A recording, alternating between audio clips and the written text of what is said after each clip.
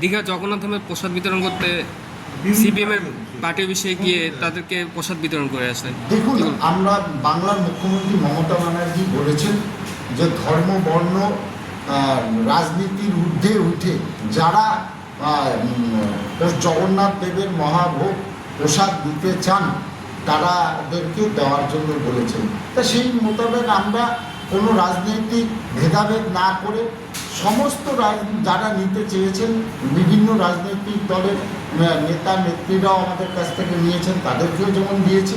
আজকে আমি যখন বেরিয়েছিলাম আমার ওয়ার্ডে, সেখানে কোঅর্ডিনেশন কমিটি একটা অফিস আছে এবং সিপিএম পার্টির একটা অফিস আছে। সেই পার্টি অফিসে তাদের কাছ থেকে অনুমতি নিয়ে আমি ভিতরে ঢুকে তাদেরকে বলেছি যে প্রসাদ গ্রহণ করার জন্য বলেছি, আবেদন করেছি। তারা বলেছে নিবে, তাদেরকে আমি প্রসাদ দিয়েছি। মানে তারা সাদরে একদম।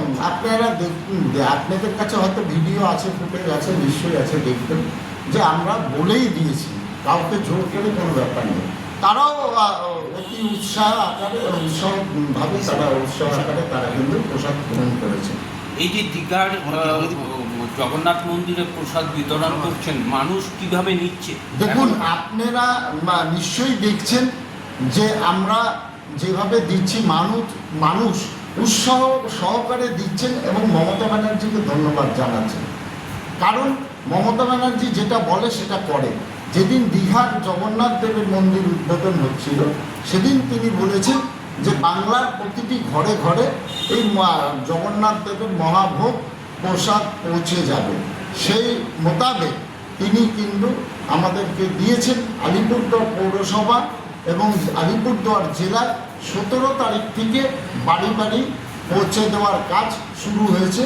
এটা আমরা হয়তো উল্টো রোড পর্যন্ত সময় আমাদেরকে বেঁধে দিয়েছেন, সেই সময় মতো আমরা যদি পৌঁছে দেবো, কোনো অসুবিধা নেই। এবং মানুষ যখন মানুষের বাড়ি যাচ্ছে, আদর আপ্যায়ন করে মানুষ ভক্তি শ্রদ্ধা দেখিয়ে, ধূপ ধুনা দিয়ে, শঙ্খ বাজিয়ে, উলু বাজিয়ে তারা কিন্তু প্রসাদ গ্রহণ করছেন। বিশেষ করে মহিলারা তো আছেন।